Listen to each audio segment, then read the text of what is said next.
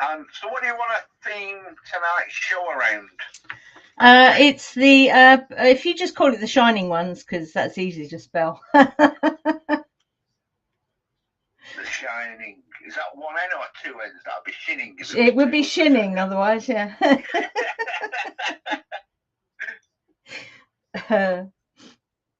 is magic. The Shining Ones. Here's Johnny.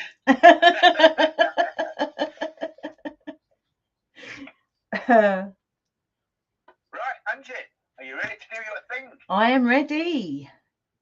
Okie dokie. Do the countdown and I'll press the start button and then it's over to you. Cool. 3, 2, 1. Hello. Hello, everybody. Whether you're listening back to the recording or you're on the live or on YouTube, hello. So, I can't even remember why I decided to talk about Tuatha. I think it was something to do with last week's show, I think. I can't remember. So, yeah, this evening I'm going to talk about the now everyone says it the way I'm just about to say it, but I read today that there's another way to say it, their name. So the name that everyone seems to call them is the Tuatha De Danann. Yeah. However, you can also pronounce it Tuatha De Danann. Tuatha De Danann. Yeah. Apparently. So either way,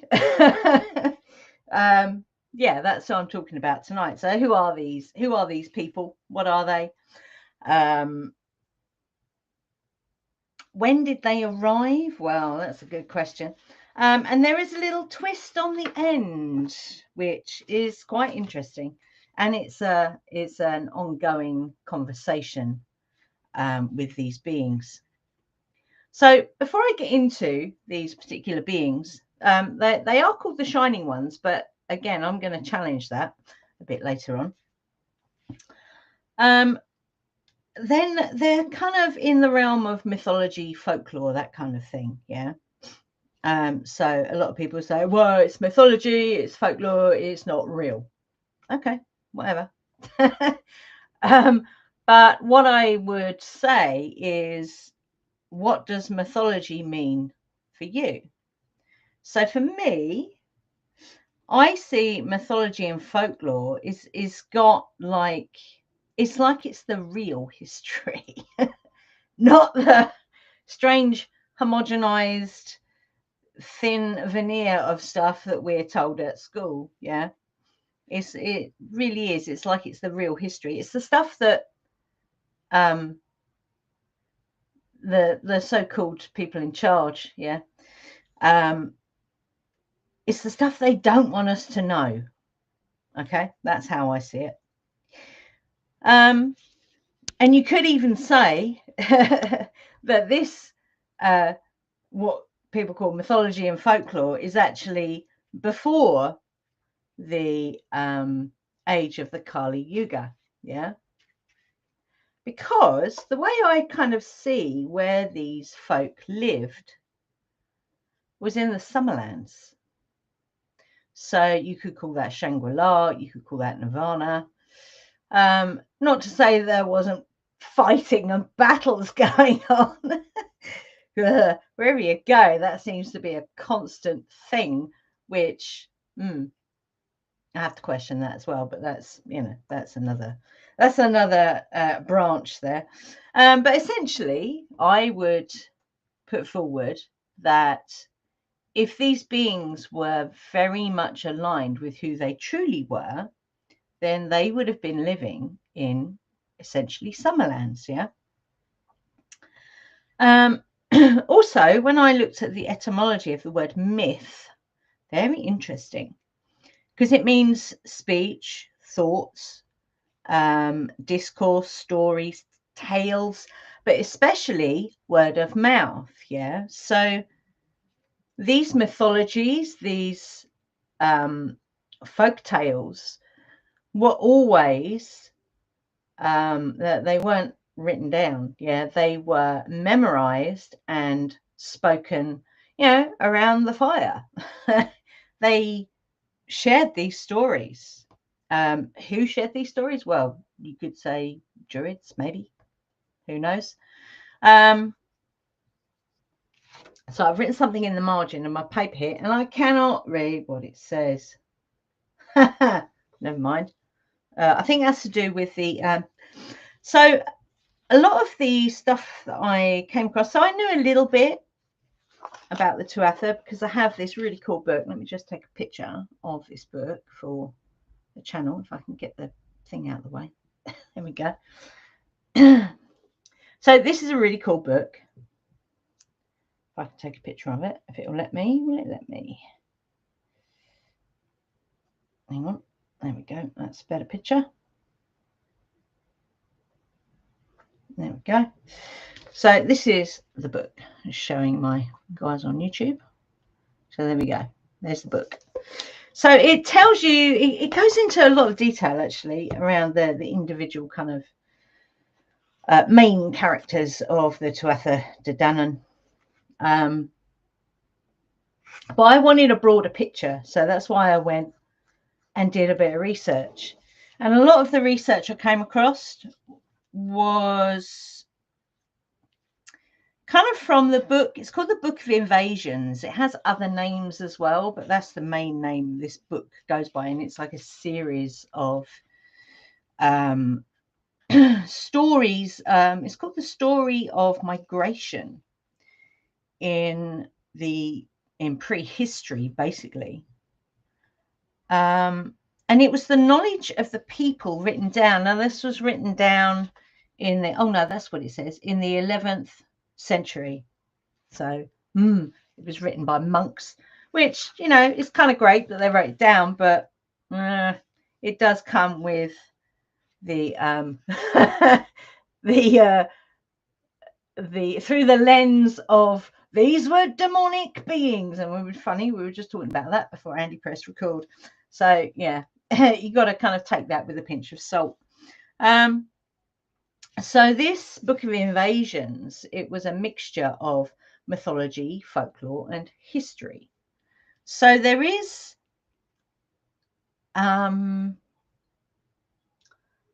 stuff written down about these beings. Yeah, I'm going to call them beings because I'm not convinced that they were human in,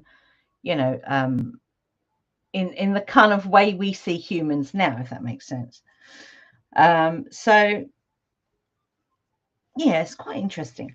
So going back to the word myth, this is a word of unknown origin. I find that quite interesting as well. But what's really interesting is, the thing with words happens a lot. Once the old Christians got hold of it, it became a word that very quickly came to mean something which is untrue. So that tells you a lot right there. If something's put in the box of mythology and folklore, then it's not true. And that was, the whole Christian propaganda. So the context there.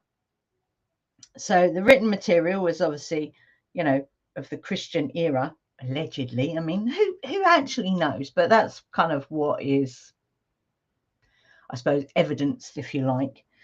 So then the language changes, the frames of reference change, but somewhere amongst all that rubbish, the gem is still there, and that's the aspects of the symbology. So the things that these beings, the kind of magic that was there, those stories are still very much alive. And I think that's fantastic. So yeah, who are the Tuatha De Danann? So what I will say is, like all these things, people arguing about where they came from. No one knows where they came from. Some say they came from Denmark. Some say they're fallen angels from Canaan. There's all kinds of weird and wonderful theories about where these people came from. Written down stuff, yeah. However, the oral tradition talks about beings who came down from heaven. Now, where have we heard that before? Anunnaki, yeah. Very interesting. So this is a common theme. And also, I mean, I don't know about other indigenous people on this planet, but I know the Native Americans talk about beings who came from the stars. Yeah, so it's a common theme. So if something is a common theme across this globe, yeah, there has to be a truth there, doesn't there? That's what I think anyway. So yeah, it's a common theme. That's a new word. Through all these old pantheons, yeah. Obviously, intentionally demonized by the Christians, yeah, because we can't have supernatural beings with extraordinary powers inhabiting the earth with the Christians. Just leave people alone. Let them get on with it. Oh, crazy. So yeah, before the Christian lens, which kind of takes those mythologies and makes them fit certain things, yeah. So if it's, for example, if it's convenient to demonize, these beings with supernatural powers, and that's what they'll do, because it fits into their very narrow band of storytelling. Let's call it that. So these stories, the before this Christian lens came in, they were very, from what I can gather, they were very raw. So it's pure magic, yeah. And you could even say more authentic than when it started to be written down. And the Tuatha beings were not perceived by the people that were around then. They weren't perceived as gods or goddesses, in the sense that they had to be venerated, worshipped, and bowed down to. Yeah, there was none of that. And do you know what I really like about that? And I've always had this since I stepped onto this path. I've always taken the stance that if you are connecting with, a being that is called a god or a goddess or a spirit guide or whatever it is, yeah, you meet them as equals. You do not at any point prostrate yourself in front of them. No. They are equal. In fact, you could even go a step further and say, because they are not incarnate, then actually you have the say about what's going on. Yeah, because it's in this realm, in this so-called physical realm. Yeah, you are in the driving seat. But that's maybe a little bit gung-ho. But certainly meet them as equals. Absolutely. So it is said, and I like this, that the Tuatha arrived as the 5th race to land in Ireland. So there had been previous races, and we'll talk about those, or one of them, a bit later. That they arrived in a mist from the sky. Now, when I get to the twist at the end, you'll see why that is significant. It's very interesting. Now, some people, again, there's this massive argument about, well, they were in spaceships. And I'd be like, no, they were boats, or, all things in between that. Well, why does it have to be one or the other? You can debate it, but why does it have to be one or the other? They came from the sky, enveloped in a mist. So, it's again, what we were talking about before Andy pressed record is keep an open mind. Yeah. It is also said that Danu was their mother, the great mother. Yeah. Hence their name. And their name means people of the goddess Danu. And what I really liked when I was reading one of these papers around these beings, someone actually likened them to the elves in Lord of the Rings, and I thought that kind of makes sense. Beings, supernatural beings with extraordinary powers, who are not like the other beings that are on, in that space, if you like. So I really liked that. And they were skillful in magic and music and other things, all those, very creative kind of things, if you like. So one of the beings that I work with is Lou, and he is a master of all, like you'd say maybe trades, yeah, but master of all things, including smithing, music, so many things. Driving a boat, is that right? No, steering a boat. I don't know, but boating. Yeah, let's call it boating. So they were very highly skilled beings, yeah, and they actually learned these skills from 4 wizards, yeah, apparently.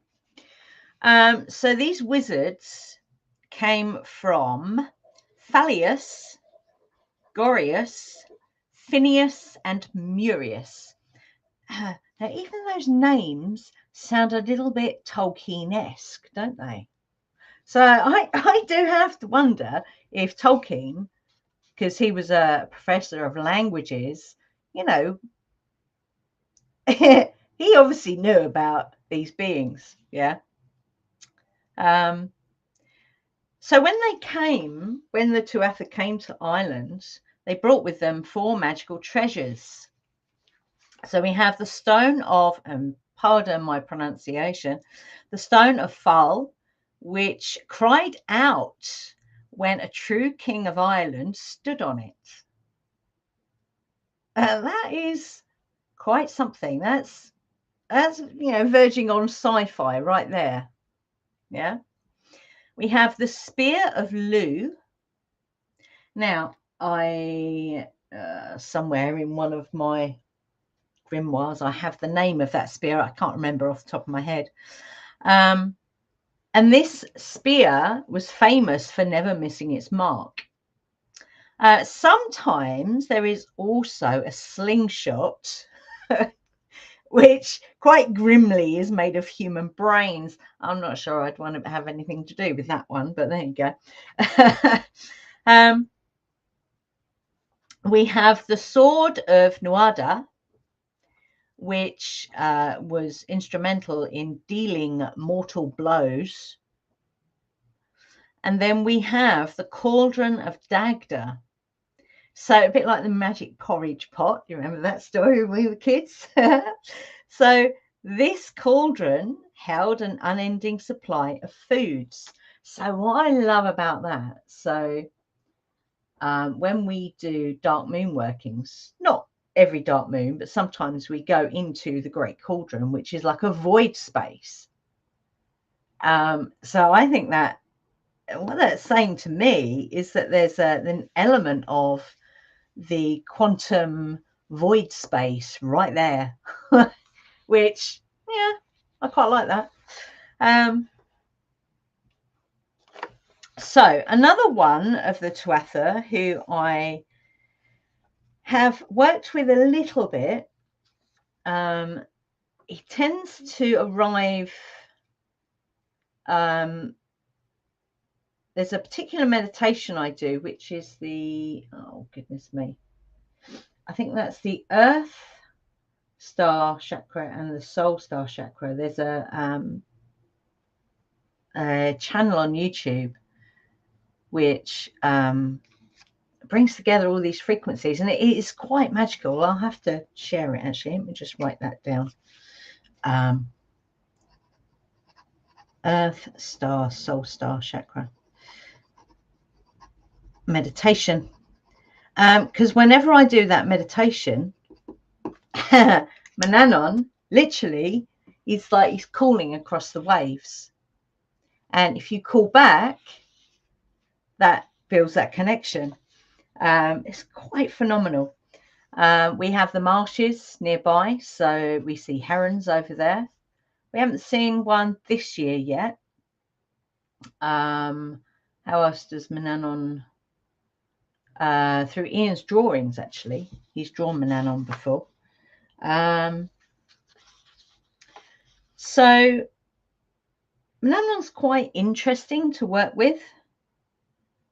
And he is, so Lou is his stepson. I think I've got that right.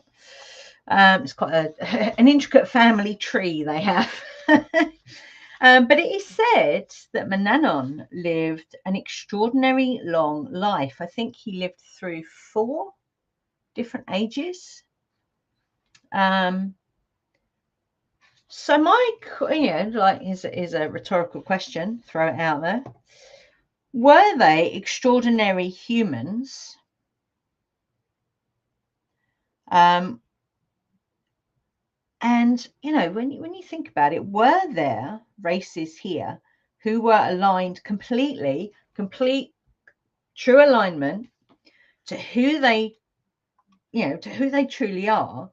Hence they have this magical beingness, for want of a better word, and much longer lives. And again, we've heard that somewhere before, haven't we? I think it was it the Babylonians or that kind of region where kings would live for thousands of years? So, if it can happen there, it can happen anywhere. And is this where we're going? Are they the example that we have of, beings with these, what we would call it supernatural powers or extraordinary powers, yeah? But if it's normal, then it's, it's who we are, yeah? I think that'd be quite exciting. And the other thing I love about the Tuatha, yeah, oh my God, would I like this now in this world, in this realm? Absolutely. They had a right side up approach when it came to justice, instead of this strange thing that we have now, yeah, which is very much aligned to the victim mentality, yeah, of rewarding criminal behavior and, for want of a better word, demonizing those who are trying to stand up for, proper justice, or you could say natural law, yeah. Because what we're observing here in this world is very topsy-turvy, and in fact to the point where these criminal elements through institutions pass it down to customers or whatever you want to call it, and it's very strange. It's like, how about you the criminal element, take some responsibility for your criminalness instead of trying to pass it down to other people? It's very strange, and it's topsy-turvy. But again, in Shangri-La, that wouldn't be the case now, would it? Wouldn't be the case. And I heard, where was that? It was something this afternoon I heard somewhere in, blimey, South America, somewhere. They kicked out the police, they kicked out, the rulers there, and they are self-governing, and their crime rate is like close to zero, because there's no one there interfering in the natural law. Yeah, there you go. So it works. So anyway, I got off track there. So it is written that when the Tuatha arrived in Ireland, they challenged the rulers of the island at the time, the Firbolg. Yeah, they challenged them to a fight, and they won. The Tuatha won. So they ruled very well from their court at Tara. So Tara is the place where, you know, people, that's like every year, I think that is, they go to that sacred place. And, well, I don't actually know what happens there, but, you know, if it's a sacred place in Ireland, then it's going to, you know, it's not going to be, well, I wouldn't have thought horrible things going on there, but who knows? So, yeah, they ruled from their court at Tara, and they brought in new traditions, new skills. So they shared, yeah, what they knew, what they'd learned with, you know, other people there. So the first ruler or leader was Nuada. But he had to give up his crown, for a better word, his kingship. And it's not really clear whether this was by choice or he was forced to, because in that first battle against the Firbolg, he lost an arm. And there was a rule that if you were going to be a king of the Tuatha, ruler, then you had to be fit and healthy and whole, which again tells you a lot. Yeah. If you weren't a whole being, literally on all levels, then you weren't fit to be a ruler. I don't know what Kish Dharma would make of that, but there you go.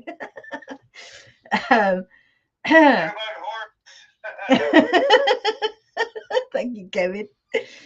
Now, what's interesting is the person that replaced him was called Brez, and he was a farmer.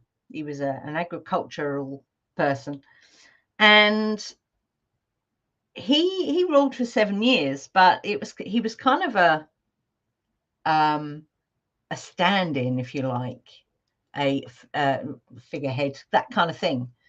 Because whilst Brez was on the throne for 7 years, Nuada was getting a replacement arm made by the smiths, that, you know, the highly skilled smiths that were kind of, you could say, still under his rule. Yeah.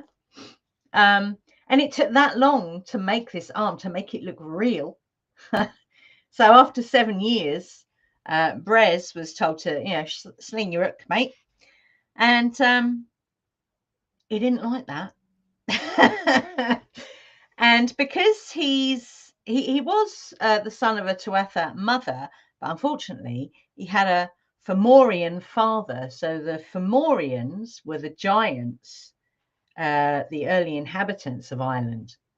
So, you know, Brez wasn't happy about being ousted off the throne.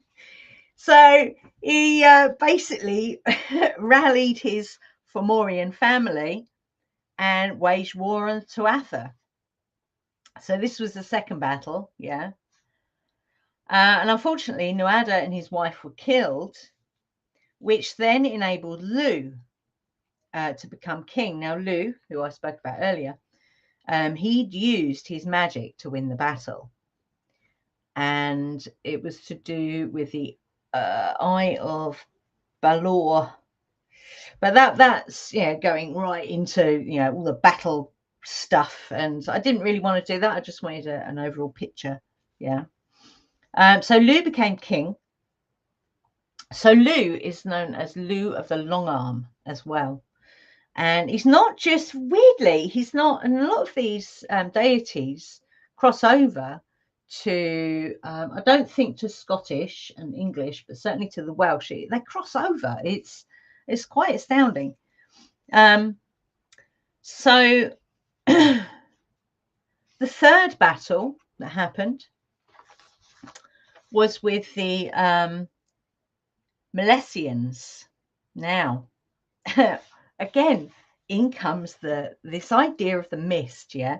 So the Milesian leader was a poet. So he had the magic of words, yeah? Interesting.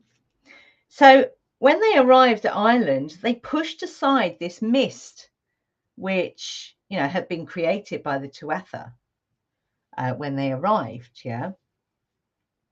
So once this mist, which you have to argue, was that like something which shrouded the island and made it not visible? So we know that's magical work, yeah? I know that and unless they're invited, other witches can't see where we are because it has a protective barrier around it, for want of a better word, which I find quite interesting. So we know this is a magical working, yeah? So it's like once that mist had been pushed aside, something was lost by the Milesian leader doing that, because once the battle commenced, it was very clear that the Tuatha were going to be defeated, and they were. And although they were permitted to stay in Ireland, it was under the proviso that they were to be confined to living underground as invisible beings. So remember that for the twist at the end, yeah? So they resided in mounds called the She. You can see where I'm going now, can't you? Hidden from mortals. To be further known as, and again my pronunciation, I think it's AES, so it's Ace, I'm not sure, She, or, are you ready? People of the fairy mounds, the little people, or humans with supernatural powers. So I find that absolutely astounding, yeah. And you'll see why when I get to the twist at the end. So from you know, the little bit of research that I've done, there seems to be no real conclusive evidence on where they actually came from. No one can agree on it. So much like their mode of travel, there's a lot of speculation out there, yeah. But like I said, in the oral tradition of storytelling, they were known as the beings who came down from heaven. So, okay. So if you look at the context, yeah. So think of it, there's that very famous story, isn't there, of when the Spanish were coming into wherever it was that the the doofers lived, what are they called? Oh my god, the Aztecs, not the Aztecs, the Mayans, that was the ones. They couldn't see the ships because they had no frame of reference. They could see like a mist. They could see like a mist. So it was something that could not have a shape in their minds because they had no frame of reference on which to base that shape on. And it was only when, I'm guessing, once they saw the people get off the ships, that they could, I don't know, have some kind of a frame of reference for what that mode of transport was. So the context in this is any kind of technology that is advanced beyond what you could say the people of Ireland had previously experienced. If it was just, you know, a little bit more advanced than that, then they you could argue that they wouldn't have a frame of reference. So it would appear to be magic. There's a very famous quote, isn't there, around something to do with technology and magic. So, you know, back in the 70s even, yeah.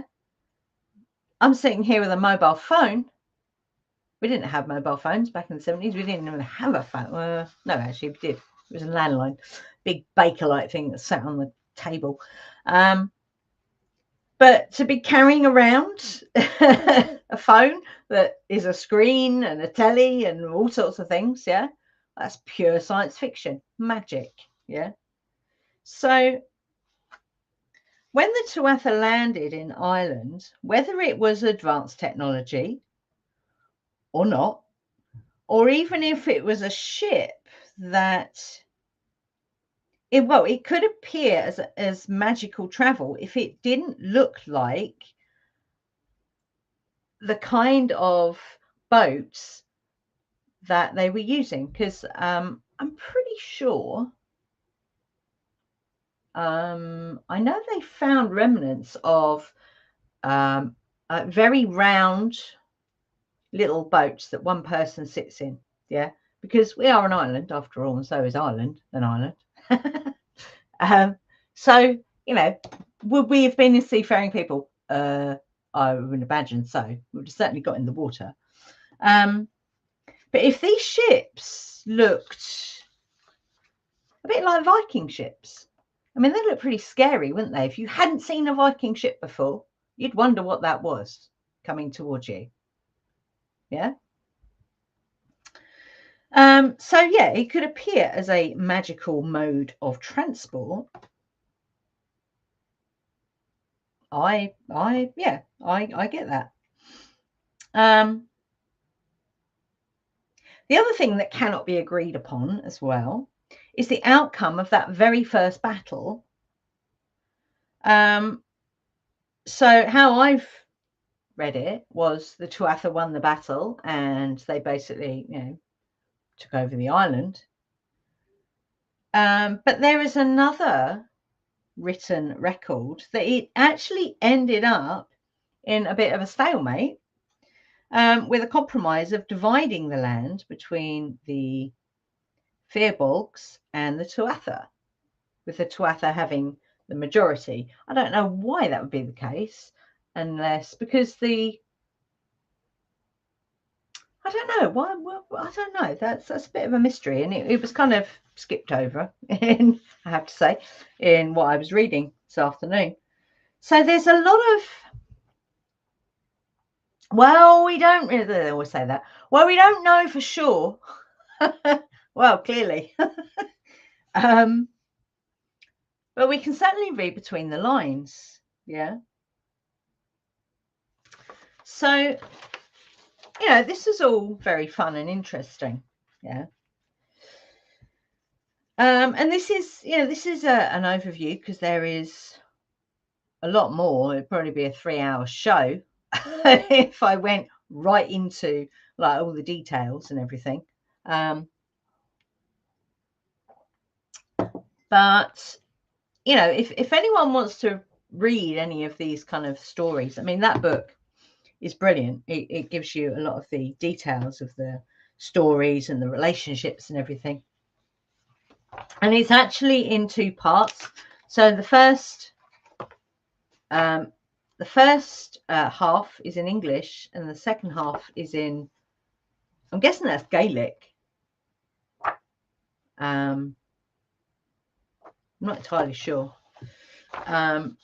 So it does go into a lot of detail in that book, but there are plenty of other places where you can, read the details of their story on that island. But what I want to do now is I want to go into this little twist. So, was it yesterday? It was yesterday, yeah. So I was talking to Ian about researching the Tuatha, and he said, right, don't tell me anything. Oh okay. He said, no. And he suggested that he connected to the energy, yeah, because he is a trained medium, a trance medium, and a channel. He's had many years of experience doing that. So that's what he did. And now I haven't written down all the things because I haven't had time to go back through the recording that I made of it, which was about an hour long, I think. But here's some of the things that came through. Pardon me. Now, bear in mind that these are perceived as goddesses or gods, or at the very least, supernatural beings or extraordinary humans with supernatural powers. Yeah. But they're also known as the fairy folk. Okay. So keep that in mind. And the other thing that I do know about the Tuatha is they're known as the Shining Ones. But I will challenge that. Yeah. And there is a reason. So one of the first things that came through is they are interdimensional beings. So like the Hathors, in fact. So that makes sense to me because the Fae are known, or the She are known to be interdimensional beings. It's why if you cross into their realm, time moves differently to what it does in this realm. They have a realm of their own. So they are, and they move between the two. They are interdimensional beings. And they are like watchers. They're like watchers. But they're not bound by that kind of label. So they do interact. And how do we know that? Well, the Fae like to interact, don't they? And sometimes they're playful and sometimes they're not. It depends if you treat them with respect or not, I would say. Yeah. One way to do that, you could plant a hawthorn in your garden and make an offering to the hawthorn, and they will help protect your garden. Create a fairy garden in your garden. Garden. I like that word. And that's just, a couple of ways to do it. So that makes sense to me. Yeah. So the armor they wear is of a metal not of this realm, and it can reflect light in such a way that it makes them not visible. So again, a very interesting parallel with the Fae. And I didn't know until I did my further reading today that they were told that they were to be invisible and not to be seen by mortal men. And the other thing that I'm going to share from my own personal experience, the first time I met Lou, I was given, and it was armor, but it wasn't like, you think Knights of the Round Table kind of armor. It wasn't like that at all. It was a kind of gold color. It wasn't gold because it wasn't heavy, but the main focus for this armor was a plate that covered the solar plexus, because that is your seat of power. That's the fire right there. So that was my own personal experience with the armor. But again, it's that really interesting parallel with the Fae. We were also told they don't shine, they reflect. So the term the shining ones isn't quite correct. Now, if you shine a light on a reflective surface, it's going to look like it's shining, where it's not, it's reflecting. Yeah. So that was quite interesting. And then there's the question, okay, so why are they reflecting and not shining? Well, the reason for that is because they are aligned with the water elementals. Okay. That explains some kind of travel over, some kind of vessel that crosses water. It explains the mist and the protection around the island of said mist. It blew my brain away. I tell you, when he was saying this, I'm like, my goodness. So yeah, water reflects. So it's not really that they are the shining ones as so much as they reflect. Yeah. They move as water or mist, and then they take form as bodies of water, which is really interesting because if they are water, then we are Tuatha, because we are mainly water. Oh my Lord. Whoa. And a bit like neutrinos, so they're shapeshifters. Yeah, neutrinos shapeshift. They are particles that defy any kind of physics. Yeah, so these beings defy any kind of physics. But obviously, if they can take any form, this would be the form they take would be dependent on the perception and perspective of those looking on them. Yeah. Interesting. Okay. So I reckon that's why there is so much debate on whether they were humans with powers or goddesses or gods. Where did they come from? Because if they're not, if they came from Denmark, they would probably look a certain way. Yeah. If they came all the way from, I'm not saying that people say this, but if they came from Russia, they would have a certain look about them. Yeah. But they obviously didn't.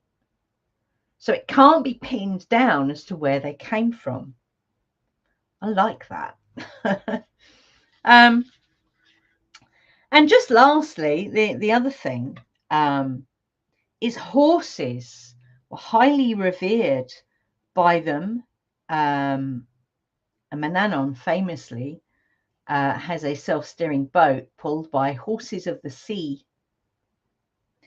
And I know Lou has a particular horse. I'm going to say Rhiannon as well. I think she falls under the Tuatha. She has a particular steed. Not sure about others because the only other ones I've connected with are Bridget and Danu to some degree, although that's apparently I've been told that's something that's going to happen more now. So cool. So horses were almost like royalty. So I find that quite interesting. And we were given a way to connect with them, which we actually tried out last night, which was an interesting experience. But we want to do that a little bit more before I report back on that little experiment. But all I'll say for now on that is that they know we are here. They know we're looking at them. Whoa. So yeah, which I find quite interesting. So we'll see what happens with that. But once I've got a bit of a handle on it, I'll certainly let you guys know, because I think that's quite interesting. Connecting with them in a way that is not the bog standard. Yeah, it's a deeper dive in that direction, which is fantastic. So yeah, I'm going to throw it open if anyone, my wafflings there, if anyone wants to comment or share or correct my pronunciation. Absolutely fantastic, Angie. I have got one burning question for you. Mm-hmm. And probably you will be one of the only people that can answer this. Quite a lot of what you was describing, I couldn't help but think of the Knocks. Yes, in Stargate. They are the fairy folk. Yes, 100%. 100%. I said that the last time we watched that series. I said that it's the Knocks. Yeah. That's who we really are. I think they're men with special powers. Say that again, Kevin? I think they're all men with special powers that can change into different shapes and things. Yeah, I mean, when you say, I mean, I think they're kind of our evolution further down the line. So yeah, I see. Yeah, that would be that, like our evolved selves, if you like. Our ability to change. Yeah, look at Saint Germain. He lived for centuries, and he could possibly still be alive. Yeah. Here's a guy that, was seen through many different generations, and he looked the same. Hey, I saw you as a little girl. She's an old lady, right? He'd have to move around because I'm discovered here. I better move. Yes. Bit like a Time Lord, in fact. So our Time Lords, the Tuatha De Danann, because when they what do they call that? When they regenerate, what are they? Light. So I don't know. Possibly. Yes. I mean, we're watching Sapphire and Steel at the moment. The same again. They're beings that can, blink in and out. They can, they operate like neutrinos. They can change what they're wearing in an instant. They can, do things. They can pass through walls, all kinds of things.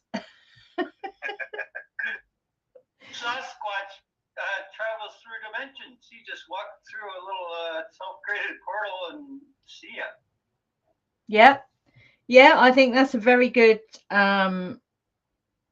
what's the word?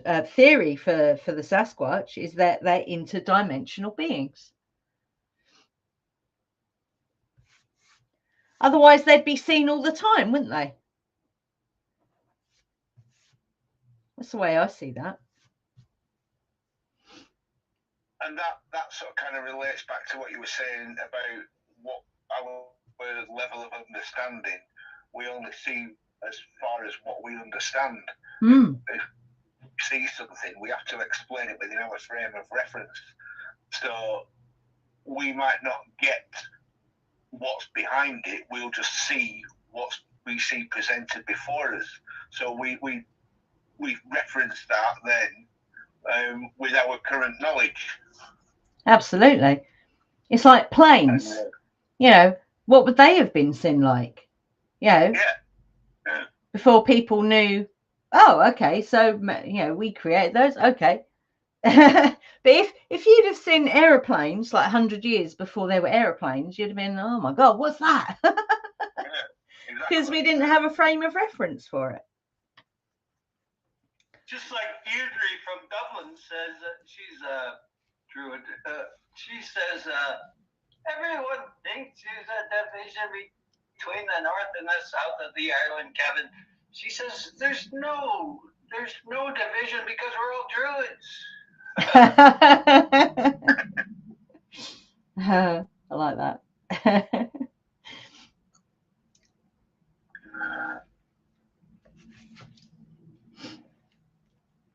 think anyone else has got anything to contribute at the moment. Everyone's stunned into silence, Angie. I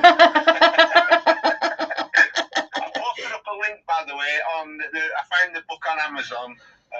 It is quite an obscure book, so I don't think I'm going to be able to find an ebook version without putting a request in for it. Yeah. So I'll see if I can get a copy.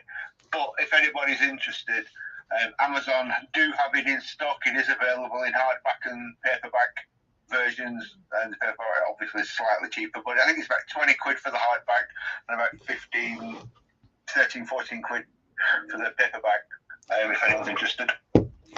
Yeah, Angie, I wanted to tell you before you got started, before you even shared the cover of the book, this is funny, I cut 8 of Swords and then Prince of Swords, which looks exactly like the guy on the cover. Yeah. Wow. And then 7 Pentacles, and I think 6 of Swords was on the bottom. Wow, that's really cool. I like that. Thank you, Kevin. So does anyone have anything they want to comment on from what I was talking about there? I just want to throw in that the very young do not always do as they are told.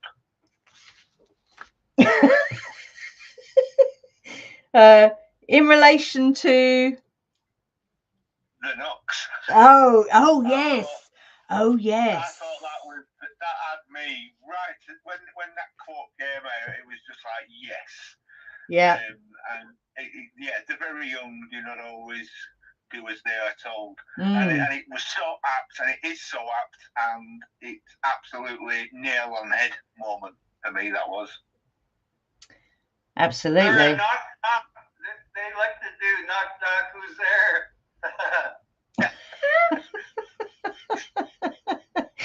Oh, Kevin, you are funny. Yeah, it's quite interesting how the Knox, because the Knox have, and weirdly, they have a ship which is covered in a mist. Yes, which that is their defense from the enemy. Yeah. They use it. They use invisibility. Yes. Or bending light, or shifting it, because they're there. It's not like they're not there. They are there. It's just that you can't see them. It's a bit like in Doctor Who. There's a perception filter on the TARDIS, so it's there but not there. Yeah. It's quite interesting. So it's a reflection of, or a refraction of light, which creates that invisibility. Yeah. Which is what their armor does. Oh wow, I think that's amazing.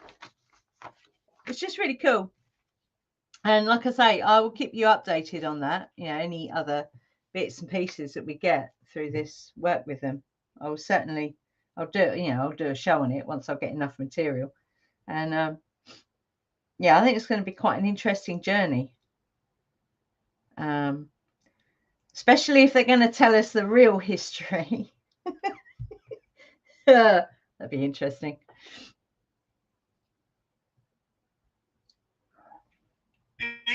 Even Methuselah dying in the flood at the age of 1,000, but that's kind of 1,000. Wow.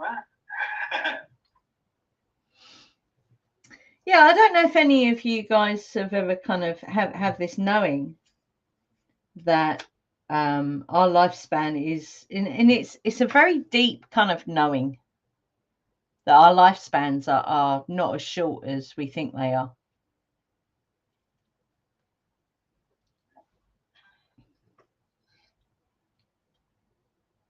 No? Okay. I think they're limited. What was that, Rachel?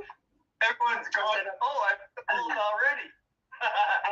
I think they're deliberately limited. Yeah. At the moment. But that will change. Yeah, that makes sense. My understanding with the Yuga cycle is that in each Yuga we grow bigger and we live longer. But even where we are now, our bodies can live 120 years. But if we don't poison them loads when we're young and fuck them all up, you know, so we're purposely led to fuck ourselves up so we don't live as long. So we live long enough to pay loads of taxes and stuff, and then hopefully die not long after we retire, so they don't have to pay us a pension. You know? So, but if we didn't do all that, we could easily live to 120, and I think the oldest person in the world is about 116 now or something. Wow. Yeah, there's been people who live to 140. Yeah, right. So, you know, it's not, even now we could live to 120 fairly easily, yeah, if we didn't, as you say, deliberately get corrupted and all the rest of it. And in higher yugas, even longer, and like multiples of time, you know, thousands of years, like, so yeah. It's interesting. Yeah, good stuff, Ange. Yay. Okay. And it sounds like I need to watch this Stargate. I've seen the movie, but I've never seen the TV show. So You got to watch it. You got to watch it. Oh, it's a massive watch. Yeah, you've definitely got to watch it. Dial in. Yeah, I like it. Dial in 1932 in in Hamburg, Munich. Uh-oh, who's walking down the street? Oh, no. Okay. Yeah, but isn't there like 3 different series or something? Isn't there Stargate this and Stargate the other and Stargate something else? Yeah, the main one is Stargate SG-1. But Stargate Atlantis is brilliant too. And then you had Stargate Universe, which is, I really like it, but it was cancelled. Yeah, I fell in love with that. I thought it was frustratingly annoying. And it got me. I don't know why it got me. It just did. And then, like you say, they only did 2 seasons of it. And I'm like, no, we want more. Yeah. They really went, they did a massive kind of deep dive into the kind of, what happens to people when they're stranded in the middle of space. Oh, my God. It was great. It was, it's fantastic. I don't know what it was, but it was good. It was well put together, and I thought it was gritty. Yeah, it was frustratingly gritty. Yeah. And Robert Carlyle, I mean, what can you say about that? Yeah. Oh, yeah, you like him, do you, Ange?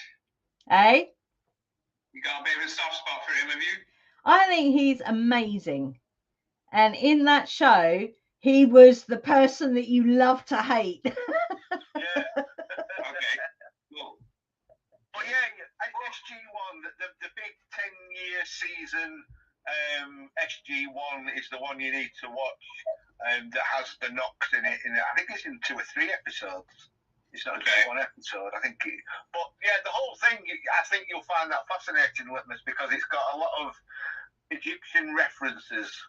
Yes. So loads of allegory and metaphor, not very much hidden, kind of thing. Nothing hidden. Nothing hidden. It's all out on the table. Nothing hidden. But it is a bit cheesy. Sort of like. Well, General O'Neill is the king of cheese, isn't he? Yeah. Don't forget the crackers. But yeah, it's aged okay. But yeah, bear with it. It's definitely. And the other thing to remember as well is that it took them ages to get the license to create the TV series, because the French company that owned the license for the Stargate the movie, they wouldn't release it. It took a lot of negotiation to release the rights so that they could actually make the TV series. Wow. Right. What was it, Canal or something like that? Canal Yeah, Plus. it's a Canal Plus, I think it was, or something like that. Yeah. Cool. Oh, Angie, you mentioned J.R. Tolkien. I did. A story about him. You mentioned Tolkien. Yes, I did. Okay. I heard this story about him and C.S. Lewis. They're buddies. Of course, we know C.S. Lewis was a professor at Cambridge, and they would meet in a pub I don't know if that was every day or not, probably, but they would be discussing the outlines for their books. C.S. Lewis with Lion, Witch, and the Wardrobe, and Tolkien with The Hobbit. And they kind of, I think they got ideas from each other for their individual books. Yeah, and I think, if I remember rightly, I read a book years ago. It was letters between, I think it was Tolkien and Lewis Carroll as well. I don't think, possibly. It was either him or C.S. Lewis. I can't remember. Sorry? Like Alice in Wonderland and stuff like that, you mean? Yeah. Lewis Carroll? Yeah. It was many, many years ago that I read that book. I'm pretty sure it was Lewis Carroll. So they were sending. So I think he definitely had, he had a lot of sway because he was a professor of language, and he had all these friends who were also writing these amazing books, and they would swap letters, and it's fascinating, it really is. There are no coincidences, Scully. Oh yeah, what do people think of the X-Files? Because I got all that to watch if I want as well. Love the X-Files. The Tombs episode is particularly creepy. Yeah, it was surprisingly on the button. As a whole, Which means the X-Files. I binge watched it a couple of years ago, right through, and I couldn't believe the amount of modern references that were in there. So absolutely, definitely, yeah, X-Files is a must-watch too. Because it's not just a sci-fi fantasy TV series thing. There's a lot of information in there. But again, very subtle. It's all on the table, isn't it? Yeah, but it's subtle, it's hidden, it's double meanings. It's like, oh my God, moments, and it's like, oh, I can't believe you just said that moment. So it's definitely worth the binge watch. Yeah, okay. The CIA, the smoking man in the background. Yeah. And a few years ago, they did a few extra episodes. And in those episodes was the thing with Uber, rating Uber drivers and things like that. There was the self-service in like takeaways and places like that. And there was the robot dogs with guns. What have we got now in the army? Robot fucking dogs with guns. Yeah, that was in Black Mirror as well, wasn't it? Yeah. Crazy. Yeah, well, it's either predictive programming or, just fucking with us, like, this is what we're going to do to you next, Yeah, absolutely. Or it's all AI generated and there aren't really robot dogs with guns. Yeah, who knows? Well, you have to put that in the pot, really, don't you? Because we don't know. Because the military will always have the more advanced thing that we see, so they could quite easily create a whole thing around robot dogs with guns, and we wouldn't even know that it wasn't real. Well, the military just used sonic. It's like a frequency that made them bleed from their ears and their eyes, and they could not. And then they were shooting at 300 rounds a minute, so they all gave up, and it was an easy capture. Yeah, that's infrasound that does that. Can kill you. It's horrible. If any of you ever get the chance to see the series Dark Matters with John, Christ, who he was in Fringe, John, someone really fantastic actor, he presents it. Fringe was good, yeah. The character in that, John, his name's John something, can't remember his name, but he presents this series called Dark Matters. If you ever can get hold of that, definitely give that a watch, because that is very interesting. Okay, so you mean the guy who played the main guy in Fringe, the main scientist guy? Yes. Yeah, okay, I know what you mean, yeah. Let me just... Okay, Dark Matters, I shall make the note. Is it Dark Matter or Dark Matters with an S. Right. Hang on, let me It's not grab coming his up with me. name. I'll have to find it somewhere else. There's a couple of Dark Matter. John Noble, that's it. Yeah, he presents it, and it is because we had it saved on our old telebox thing, but because we don't use it anymore, we can't watch it. But yeah, I don't even know where you'd find that now, because it's obviously one of those things that they let out the bag, and maybe they forgot to shut the bag, and now it's out, but you can't watch it anywhere. It's one of those things, you know. It might be on YouTube if you're lucky. Yeah, talking of that, did anyone see the American version of the British? I think it was Channel 4 show, Utopia. Did you ever see that? No. So the original one in the British one is great. It's basically it's a true conspiracy, if you like. It's supposed to be a conspiracy, but it's what actually happened, you know, with the flu vaccine. And then the American one, the first season was just before COVID, and it was all about a pandemic and people getting vaccinated and everything. And of course, then COVID happened, and they took it off the air straight away. You know, they only did one season, and never came back. Check that out, Utopia. That's really good. Okay. Yeah, I can recommend that. But anyway, we kind of gone off your original topic a bit, I guess. But yeah, it's that's all right. It's all magic. Yeah. You can do magic. Magic. You can do magic, baby. Come on, let's go.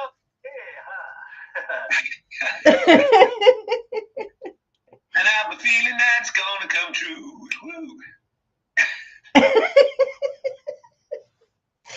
Maybe you had a vision, Litmus, of a blue and green, and then I thought, well, what the heck? He's right beside the ocean. He must be seeing that.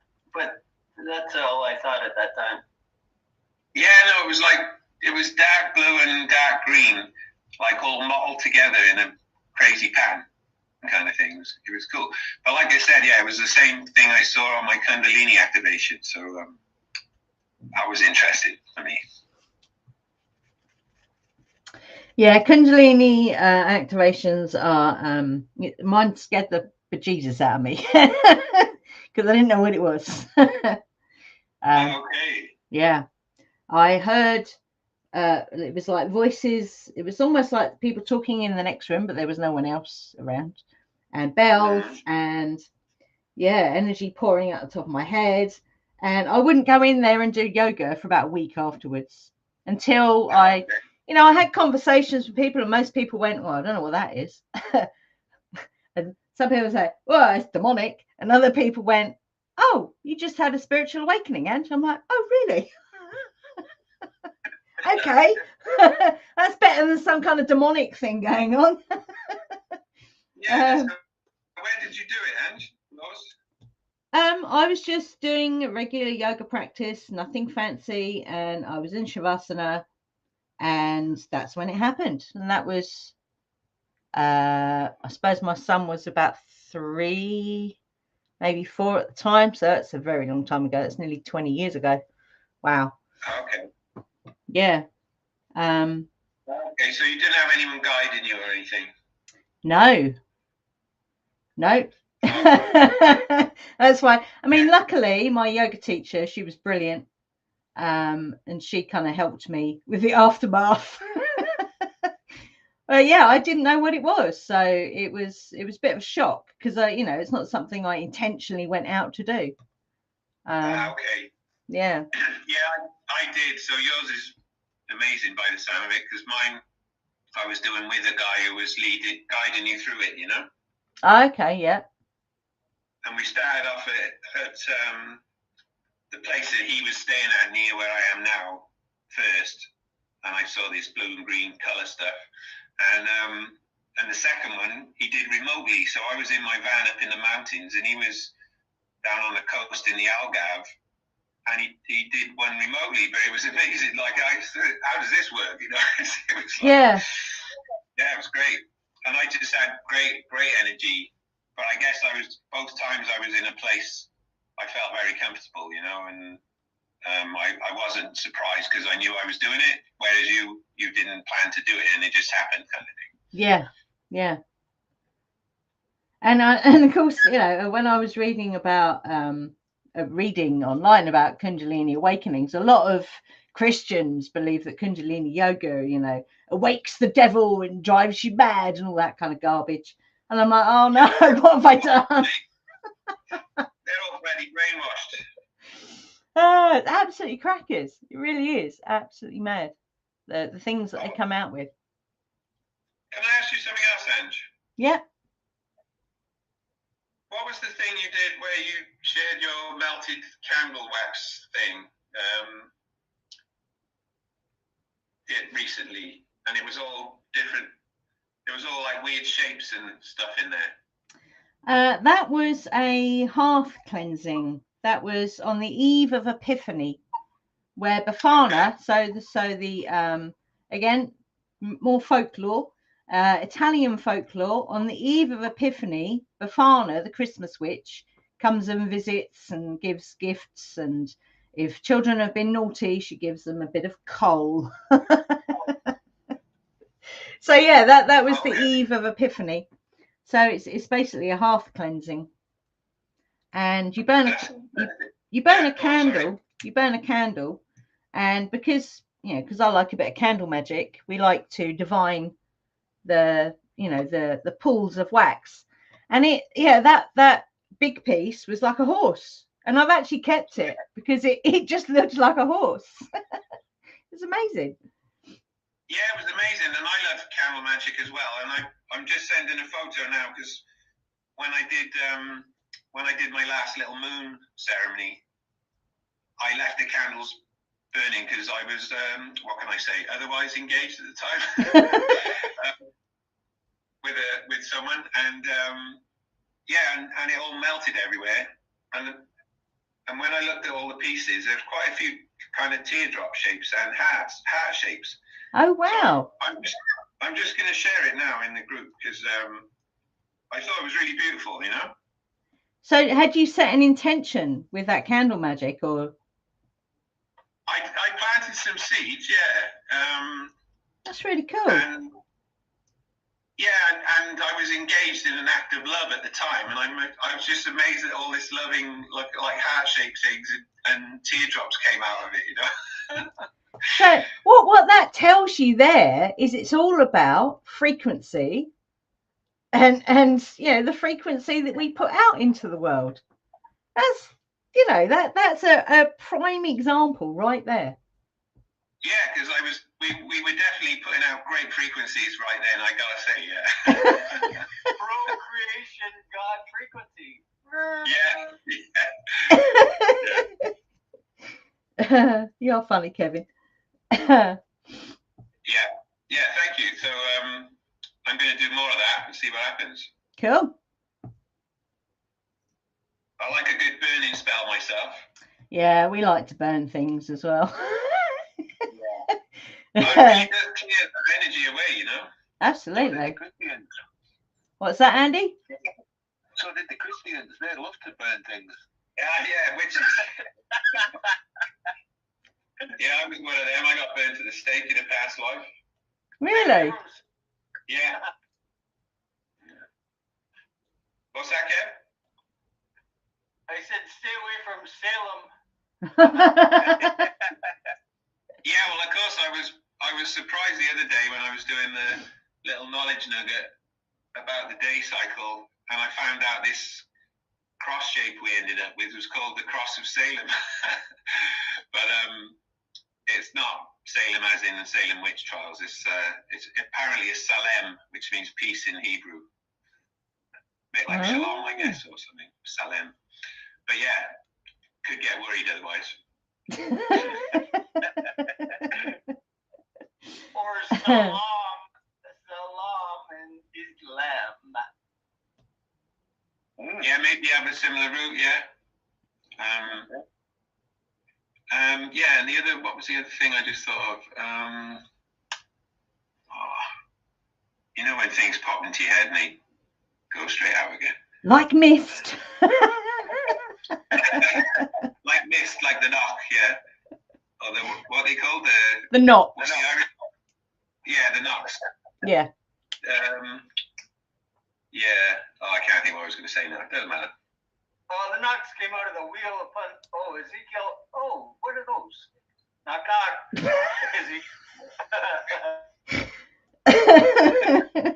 Thank you, Kevin. Oh, dear. Yeah, it was something about Christians or something. Anyway, it's gone now, so yeah. Naughty, bad Christians. Yeah. That's right. Oh, yes, that was... I've just had breaking news from Mr. Dubronna. We did use candle magic to block the needlecraft when that was happening.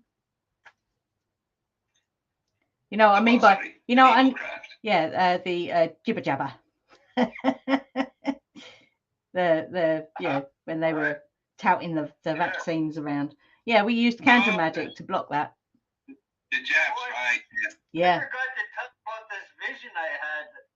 I've traveled to Great Britain, and one time I was on the train headed north, and I passed this chalk horse galloping from the north to the south, and I thought, I don't know why I thought of it again, but now we have the white horse in prophecy.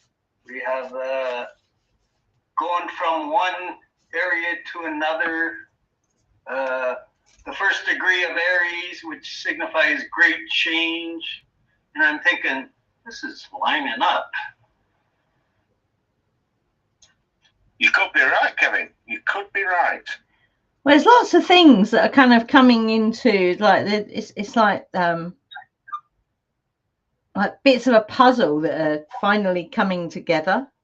It's kind of how it feels. Yeah, and the next year coming in the Chinese calendar is the fire horse, right? Yeah. Yeah.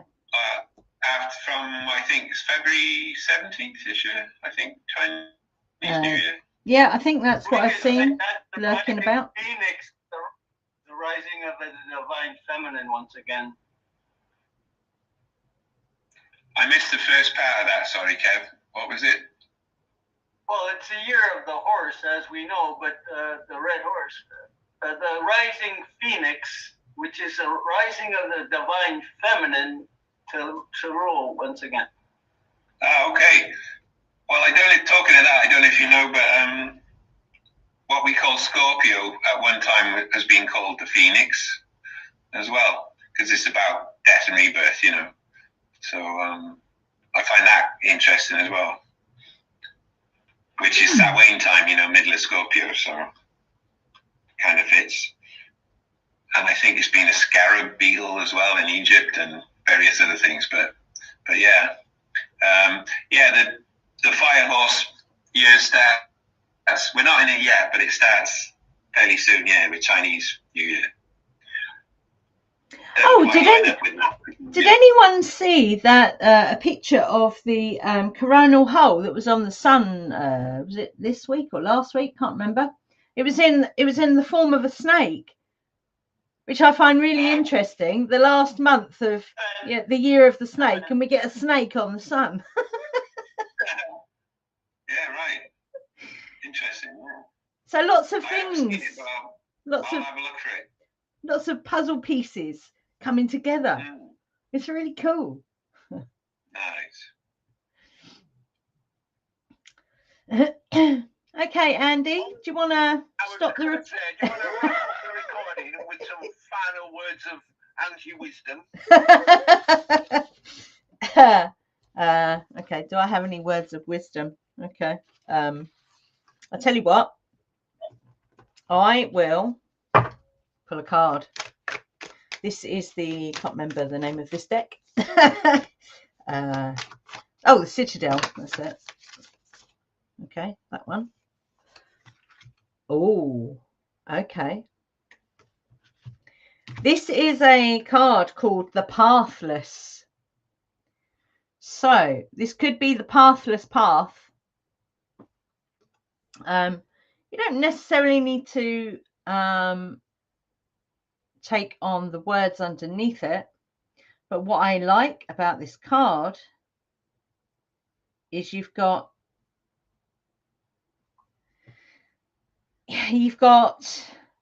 many hands reaching for other hands. So this is I quite like that. And something that came up yesterday in a reading I did was around new projects. And I think if you're presented, so I'm going to share a little bit of the reading. If you're presented with an opportunity for a project of some description, could be absolutely anything, yeah, something fresh walks across your, in front of your magical eyes, say yes to it. Okay, because you'll get that support from any angle. That could be on a metaphysical level or an actual physical level. Yeah, so that's where I'm going to leave that. Right, I've stopped the recording right there. Fantastic.